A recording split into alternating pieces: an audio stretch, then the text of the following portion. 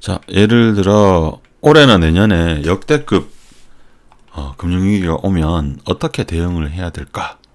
거기에 대해서 한번 살펴보겠습니다. 2019 부의 대절벽. 자, 이분이 위기팔이인가? 예전에 우리나라에도 있었죠. 부동산 떨어진다 10년 15년 주구장창 외쳤는데 그 사람 말 듣고 집안 샀다가 집값 올라서 아직도 전세다 이런 분들 계신데, 그래서 책도 팔고 자기 인기를 위해서 위기를 파는 사람인가, 아니면 폭락장 투자자인가? 원제를 보겠습니다. 영어 원제는 역대급 일생일대의 할인 뭐 이런 의미로, 이분은 어떻게 하면 대공황 버블이 붕괴될 때 부자가 될 수 있는가? 이분은 앞으로 망한다, 아무것도 하지 마라 이런 게 아니고 그때 어떻게 대비해라 라는 의미로 좀 적극적인 투자의 의미로 원제를 썼습니다. 그러니까 우리는 이 책에서 좀 인사이트만 얻을 수 있으면 좋겠습니다. 자, 책을 쓴 의도, 책 내용에 나오는 문구를 그대로 따왔습니다. 대규모 버블과 조정 이후 투자자와 기업들에게 천우신조의 기회가 올 것이다. 그동안 버블 붕괴는 많은 투자자들을 엄청난 부자로 만들었다. 예시를 한번 볼게요. 이건 제가 든 예시인데, A라는 분은 2000년부터 투자를 시작했고 뭐 실패도 한 적이 있지만 1억 원금으로 시작해서 작년에 차도 한 대 뽑고 벤츠 한 대 뽑고 현재 5억 정도 있다. 별거 아닌 것 좀 대단한 겁니다. 왜냐하면 7%씩 10년 1억 원을 풀베팅해서 7%씩 10년 내도록 먹어야 2억이 되니까, 그걸 또 한 번 더 하면 4억이거든요. 20년 동안 7%씩 꾸준히 먹으면 엄청나게 잘하는 건데, 이런 사람이 있을 수 있다. 그 다음 B라는 사람은 평생 재테크의 재자도 모르는데 적금으로 딱 1억을 모아놨다. 근데 뭐 2020 몇 년에 폭락장이 와서 주식이나 해볼까 하다가 주변에 이제 다 말려요. 야, 안돼 망해 하는데 투자해서 한 5년 정도 있다가 30억이 되었다. 자, 아마 지금 이 책에서 이야기하는 거는 이런 기회, BC 같은 기회가 있을 수 있다는 거고, 예전에 제가 강방천과 함께 하는 가치 투자라는 책을 읽었는데, 이분은 좀 유명하신 분이죠. 에셋플러스 투자자문 지금도 운영하시는지 모르겠지만 회장이신데, 이분 책에 이렇게 나옵니다. 자기가 이제 증권사에 일을 하고 있었는데 IMF 때 1억 원으로 1년 10개월 만에 2년 조금 안 되게 해서 156억을 벌었다. 물론 이분은 뭐 보통 이제 가치 투자자 유명한 분들이 하지 말라는 신용까지 땡겨서 풀베팅 했습니다. 그 은행 주식 위주로. 근데 어쨌든 우리가 1억으로 뭐 잘 모아서 뭐 10억 뭐 이렇게 버는 것도 대단하긴 한데 조금 평생 먹고 놀만한 큰 부를 모을 수 있는 기회가 될 수 있다. 뭐 그렇게 생각하고 한번 살펴보겠습니다. 진행은 언제 발생하느냐, 원인, 발생 순서, 거기에 대해서 어떻게 대응하느냐. 언제, 이게 좀 문제예요. 이 책에서 표현이 명확하지가 않습니다. 책 안에서 시기가 왔다 갔다 해요. 2017년부터 해서 2022년까지 조금 왔다 갔다 하는데, 우리가 만약에 이분이 정확하게 뭐 2020년 매월이다라고 찍었다고 치면, 그걸 또 우리가 믿으면 그것도 좀 어리석은 거니까 요 책에 있는 내용 그대로 한번 살펴보고 감만 좀 잡아보세요. 나의 예측에 따르면 2022년 이후에는 붐이 더 광범위하게 붕괴되면서 버블이 터질 것이다. 58페이지. 주식시장에서 손해는 대부분 2017년 후반에 발생할 가능성이 있다. 58페이지. 2023년까지 디플레이션이 발생하며 139페이지. 2020년 초 사이에 시장 붕괴가 발생할 가능성이 가장 높다. 159페이지. 또 다른 여파가 2018년 후반과 2020년 초에 발생할 가능성이 있다. 2018년 후반은 뭐 얼추 맞았네요. 165페이지. 두 번째 위험한 시기가 대략 2018년 중반부터 2019년 후반 그리고 2020년 초가 될 것이라고 말한다. 내 말을 명심하기를 바란다. 조만간 1930년부터 32년 이래 최악의 주식 폭락이 발생할 것이다. 그 다음에 발생할 대공황은 인구가 감소하는 시기인 대략 2022년 후반까지 지속될 것이다. 2020년 초반부터 2022년 후반까지 주식 시장 추세가 반등할 것이다. 이게 안 맞죠? 바로 앞 페이지인데. 자, 그 다음에 349페이지에 경제적 겨울은 2020년경까지 지속될 것이며, 자, 구체적으로 숫자를 얘기합니다. 2017년 후반, 2018년 중반에서 2020년 초, 마지막으로 2021년과 2022년 후반 사이가 될 것이다. 다음 장기 붐은 2023년 초가 될 것이다. 쭉 보시면 딱 명확하게 몇 월 며칠이라고 찍지는 않는데, 만약에 찍었다 해도 그걸 또 믿어도 또 조금 어리석은 거니까 그냥 이분은 대충 구간이 어디서 언제까지 좀 위험하다고 본다라는 감만 알고 계시면 될 것 같습니다. 자, 이분이 이야기하는 그 큰 버블의 붕괴 두 가지 원인이 있습니다. 첫 번째는 주기론입니다. 주기론 좀 특이한데, 세대 지출 주기는 39년 주기, 지정학적 주기, 전쟁 났다가 평화로운 그런 주기는 34에서 36년, 호황과 불황 주기, 우리가 흔히 10년 주기론이라고 알고 있는 그 주기입니다. 8에서 13년, 혁신 주기는 45년. 세대 지출 주기라는 건 이런 겁니다. 26세에 아파트 사고, 41세에 더 큰 집 사고, 46세에 지출이 최대로 늘어나고 이런 식으로. 그래서 요 주기가 39년 주기로 반복된다. 그런 이론에 따른 주기론입니다. 근데 이 주기가 전부 다 하락하는 시기가 2020년 근방에 있더라. 그래서 폭락이 나올 것 같다. 이런 이론을 펼칩니다. 두 번째 문제는 부채. 이거는 누구나 공감을 할 겁니다.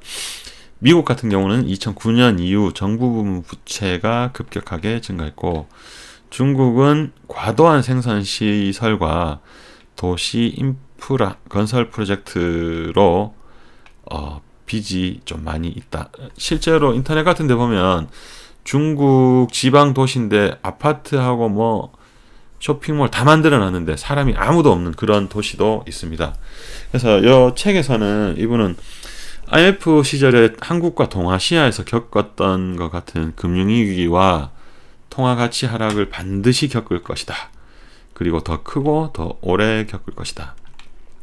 유럽은 은행들이 조금 위험하다고 합니다. 파생상품에 많이 노출되어 있다. 이탈리아 같은 경우는 이미 무너졌다라고 이분은 보고 있습니다. 미국 GDP 대비 부채 보면은 위기가 오기 전에 한 200% 언더, 그렇게 보시면 될 것 같고, 대공황 때 부채가 더 늘었네라고 보실 수도 있는데, 그건 아니고, 부채는 줄어드는데, 부채는 축소되는데, GDP가 줄어들기 때문에 상대적으로 GDP 대비 부채는 300% 더 늘어난 것처럼 보입니다. 그 다음에 양적 완화는 금융의 코카인이다.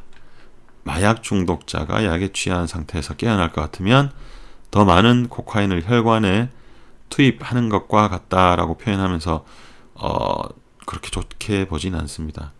중국 같은 경우는 2000년도에 2조 달러였는데 2016년 이 책이 2016년 경에 쓰여졌거든요.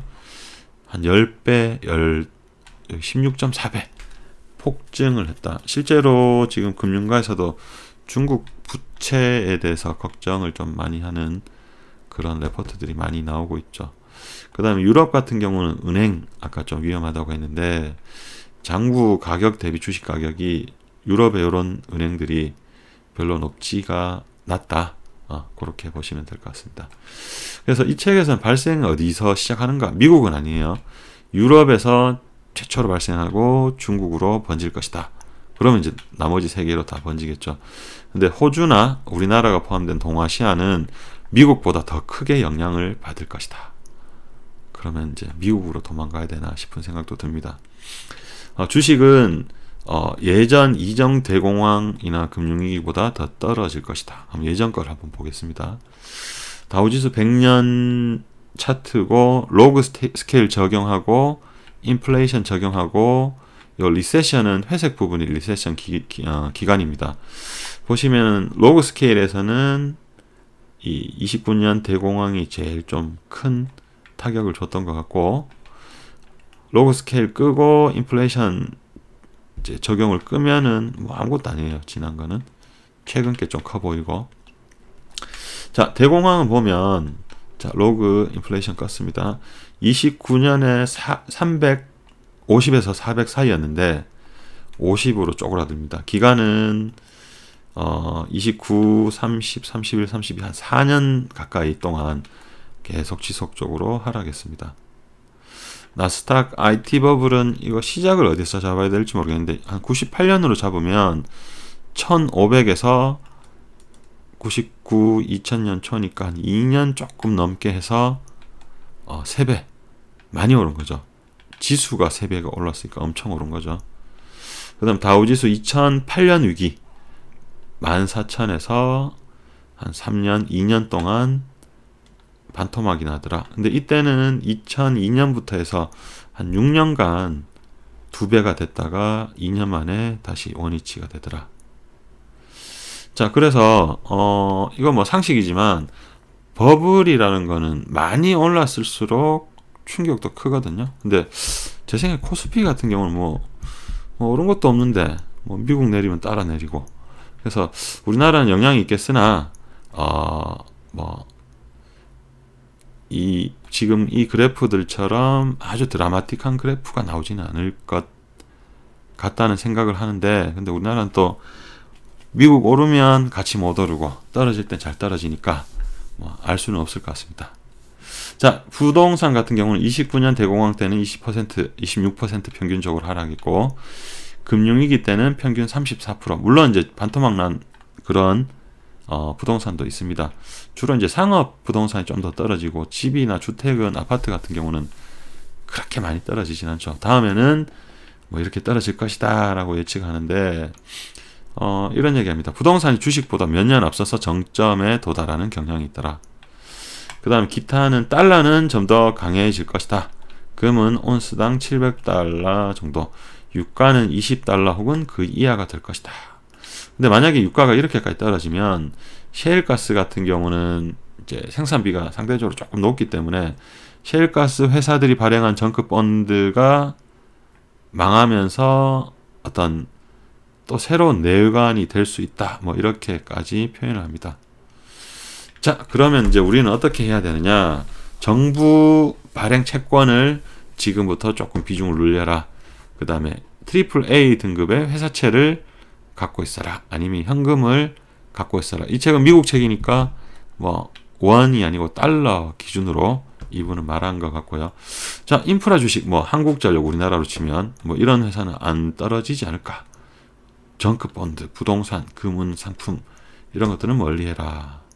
실제로 보면은 뭐 한전, KTNG, KT 이런 거 2008년에 거의 반토막, 3분의 1 토막 떨어졌습니다. 주식 자체는 안전지대는 없다고 생각하셔야 됩니다. 그리고 앞으로는 중국 뭐 다른 나라보다는 인도를 조금 주목을 하더라고요. 이분은 발전 가능성이 있다. 그 다음에 사업을 하시는 사람들은 이렇게 대응하라. 현금 유동성 등을 좀 많이 확보를 해라. 요거는 사업을 하는 사람 아니면 이런 회사의 주식을 뭐 보유하든지 채권을 보유하든지 이런 회사를 조금 선호하면 좋겠다 라고 생각하면 될 것 같은데, 우위가 있는 분야를 찾아라. 그 다음에 긴축을 해야 된다. 너무 확장을 하지 마라. 자본 지출을 미루어라. 뭐 투자를 좀 덜 하게 되겠죠. 비전략 부동산은 매각하라. 위기가 닥치면 빠르고 과감하게 움직일 준비를 하라. 좀 이론적이긴 한데, 기업의 성과를 직원에게 보상하고 저조한 직원은 해고하라. 뭐 이런 내용은 뭐 한마디로 얘기하면 정신 똑바로 차리고 회사를 운영하라, 뭐 그런 의미로 해석이 될 것 같습니다. 마무리하면 준비하면 겁낼 것은 없다라는 거. 그 다음에 만약에 폭락장이 온다면 끝이 아니라 아까 말했듯이 홈런을 위한 기회일 수 있다. 그 다음에 좋은 가격이 오면 사야지 하고 하는 종목은 미리 조금 공부해 놓을 필요가 있겠다는 생각이 들고요. 그 다음에 살 때는 조금 천천히, 팔 때는 조금 더 빨리. 왜냐면 조금 큰 위기가 오면 보통 일반적인 경기 하강이 오면 주식 시장이 좀 안 좋을 때 보면 한 6개월, 1년 반 정도 떨어지다 다시 반등하는 경우가 있는데, 좀 큰 게 오면 한 3년 이상까지 지속되기 때문에 한 반값 됐다고 아이고 덜컹 샀다가 거기서 한 반 더 떨어지면 좀 참기가 힘들 수 있습니다.